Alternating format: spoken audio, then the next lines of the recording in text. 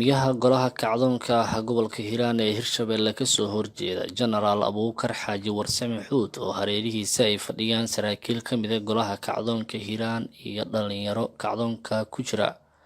ayaa si adag waxa uu kaga hadlay fal laamaha amniga ay kula kaceen dhalinyaro afar gaaraysa kuwa oo ku xiran xilligan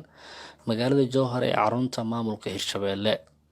Generaalku waxa uu ku eedeeyay xarigaasi madaxweynaha Hirshabelle Cali Cabdullaahi Xuseen Guudlaawe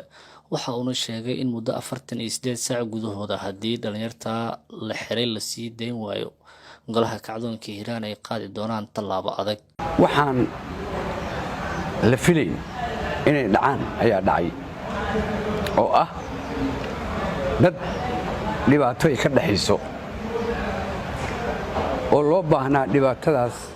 inay meel saaraan ee haddana isku soo noqonayo ee dhibtii faaqiday waxaa shalay Jowhar lagu xirxiray afar wiil 14 jir aan qaangaar ahayn wiil yar waxaa loo xiray xurnimadooda iyo xuquuqda ay leeyihiin inay soo bandhigaan ay dadka tusaan ayaa loo xirxiray qof walba oo bini aadan ah oo adduunyada ku nool waa xur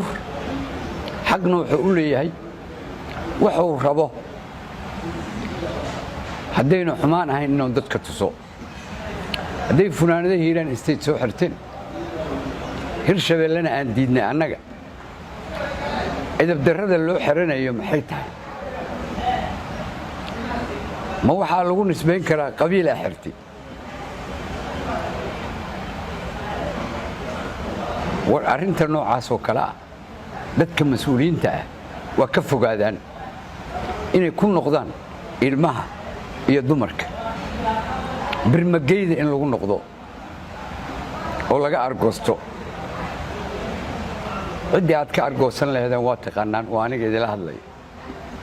laakiin ma carruurta iyo dhalaanka iyo dumarkiina aadaan haddaana degdeg loo soo dayn wixii dhaca aday aabbi iyo hooyo ku leedahay ninkii aabbi iyo hooyo leedahay waa yaqaanaa waa Cali Guudlaawe caliyow haddii aad bilowdo in la isxirxirto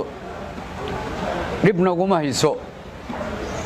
yesna adiga dhib kugu qaban haddaad diiddo wanaag oo fidno iyo rabsho ka shaqaynayso waa lagala shaqaynaa wixii maanta ka dambeeya ogowna Jowhar inay nabad qabeen Jowhar xawaalaa degan agaarkeedoo dhan xawaalaa degan waa isu dhardhiganaynaa haddaada ka noqon gafka noocaas oo kala lagaa waaban maayo laiscizi maayo adaa bilaabay waana ku wadaynaa annaga. dhinaca kale Genaraal Abuukar Xaaji Warsame Xuud waxa uu soo hadal qaaday nidaamka federaalka iyo dastuurka dalka oo dhaliilo badan uu ka muujiyay. intaas waxa ay dheer waxa waaye ummadda Soomaaliyeed ma haysato cadaalad dhibaatada ka taagan min raas Gambooni ilaa raas Caseer waa cadaalad xumo cadaalad xumadaas waxay ka timid ummadda Soomaaliyeed waa ogtahay waxaan qaadanay federaal ma qaadan karno maamulkiyaga meel kama soo geli karo Soomaaliya waa mid wax kala qaybiyaan qaadanay waa isku dilnay waa isku dhibaataynay waxaan leeyahay federaal oo raalli naga ahaw ma ku qaadi karno ma naqaan dhaqankaaga naga joog rag Soomaaliya saxiixay federaalaan rabnaa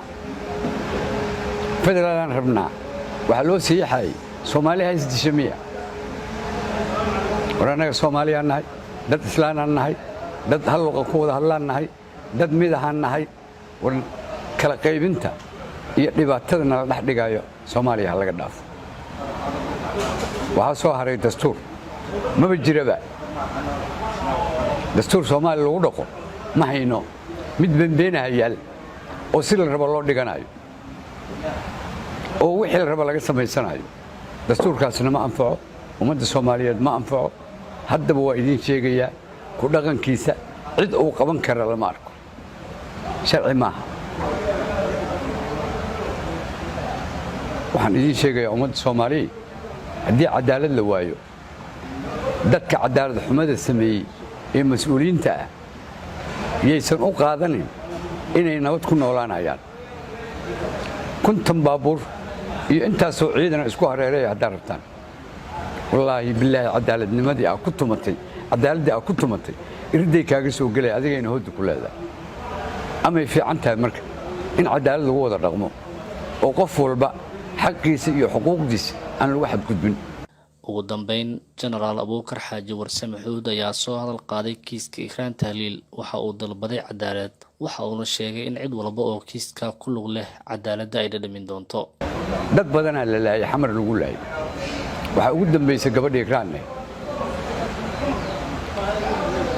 waxaan idin sheegayaa arrintu inaan Ikraan kaliya ahayn ummadda Soomaaliyeed la laayay qarsoodida loo laayay ee sida xun loo duugay ee waliba dadkooda ogeyn waxay aabiyo hooyo leedahay waa dawladda ka hoosana waxay aabiyo hooyo leedahay waa naqaanaa haddaad ku wadaan saas